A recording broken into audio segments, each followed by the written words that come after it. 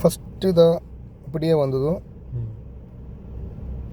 Diagnosis இருப்பாங்களே, diagnosis எடுத்து Skoda எது வெஹிக்கிளோ அந்த வெஹிக்கிள் நம்ம செலக்ட் பண்ணி அப்படியே எடுத்து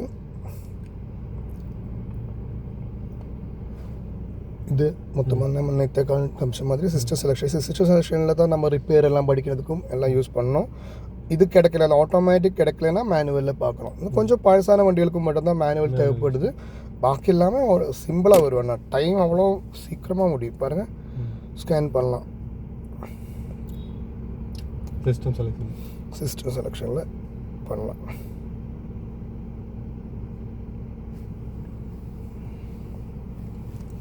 பாருங்கண்ணா, ஓகே இருக்குது. இவ்வளோ மாடல் வருது நம்ம வண்டி.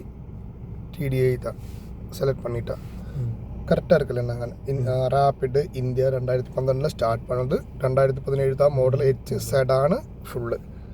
எஸ் கொடுத்தா போதும். இந்த ப்ரொஃபைல் க்ரியேட் பண்ணிட்டேன். நாம் டயக்னோசிஸ் பண்ணலாம், கோட் ஃபங்க்ஷன் பண்ணலாம், ரிப்பேர் இன்ஃபர்மேஷன். இந்த ரிப்பேர் இன்ஃபர்மேஷன் தான் நேற்று நான் சொன்னேன், நம்ம சிஸ்டம் செலெக்ஷனில் போய் பார்த்துருப்போம் இல்லைங்க.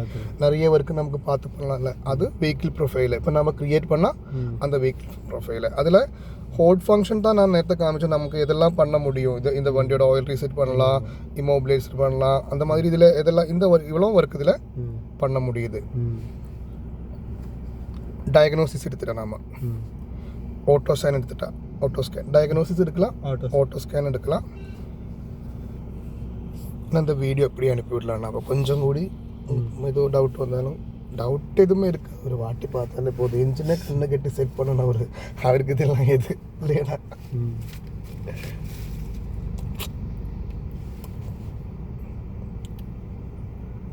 இது ஒரு 10 நாளுக்கு அப்புறம் நான் உங்களை கூப்பிட்டு சொல்லுவாங்க, நான் ஒரு கம்ப்ளைண்ட் வந்திருக்கு, கொஞ்சம் ஹெல்ப் பண்ணுங்களே கேட்பாங்க. அந்த லெவலில் நீங்கள் கற்றுக்கிடுவோம் இல்லை. அவ்வளோதான், நான் வேறு எதுவும் இல்லை.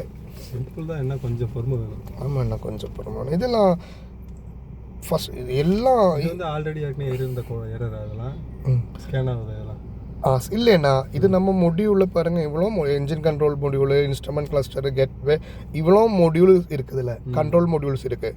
இதெல்லாமே ஸ்கேன் பண்ணுறேன். இதில் எதுவும் கம்ப்ளைண்ட் இருந்தாலும், இப்போ என்ஜின் மட்டும் இல்லை, பிரேக்கில் தான் இருக்கா, இன்ஸ்ட்ருமெண்ட் கிளஸ்டர் இருக்கா, ஏரில் இருக்கா, எந்தெந்த எல்லா மொடியூலும் நாம் செக் பண்ணி இப்போ இருக்குன்னு நம்ம அந்த ஏபிஎஸோட கம்ப்ளைண்ட்டு இப்போ நாம் பார்த்தது எடுத்துட்டா. சில டைமில் நம்ம இப்போது இது கம்ப்ளைண்ட் ரைஸ் பண்ணாலும் வண்டி கொஞ்சம் ஓட்டி பார்க்கறது தான் நல்லது. என்ன தெரியுமாண்ணா, இப்போ நம்ம அந்த நேற்று பார்த்த மாதிரி இப்போ நம்ம இவ்வளோ வருது. இதில் ஆக்டிவேஷன் டெஸ்ட் பண்ணலாம், அடாப்ஷன் பண்ணலாம், லைவ் டேட்டா பண்ணலாம், எல்லாமே பண்ணலாம்.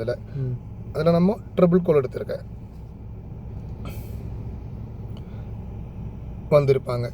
இப்போ நாம் என்ன சொல்லுவாங்க, எரைஸ் ஃபஸ்ட்டு எரைஸ் பண்ணுவாங்கல்ல, எரைஸ் இருக்குது, எரைஸ் பண்ணிட்டா. எரைஸ் பண்ணதும் அப்படியே அந்த லைட்டே போயிடும். இப்போ நாமும் நினைப்பாங்க, ஓ சரி சரி சூப்பர் 5 நிமிஷத்துல ஒர்க் முடிஞ்சிருக்கு, பைசா வாங்க அப்படியே போகலான்னு. இல்லை, கொஞ்சம் அதுக்கப்புறமா நாம் கொஞ்சம் ஓட்டி பார்த்தா மீண்டும் அந்த கம்ப்ளைண்ட் வரும்.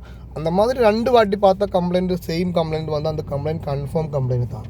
இப்போ நமக்கு நம்ம ஒரு கொஞ்சம் தூரம் வண்டி ஓட்டினா நமக்கு தெரிஞ்சது க்ராஸாக கம்ப்ளைண்ட், ஃப்ரண்ட் ரைட்டும் கம்ப்ளைண்ட் இருக்குது, சென்சர் போயிருக்கு, பேக் லெஃப்ட்டும் போயிருக்கு. 2 சேஞ்ச் பண்ணி எரேஸ் பண்ணால் அந்த எம்ப்ளவும் போயிடும், கிளியர் ஆகிடும். அந்த கஸ்டமருக்கு ரொம்ப ஹாப்பி ஆகிடும்.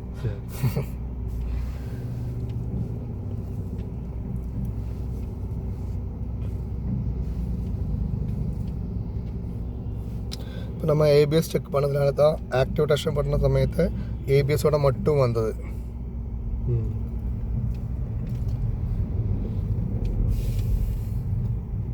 வரல, வரும் எங்கே போகிறது இல்லை, இப்போ வரும்.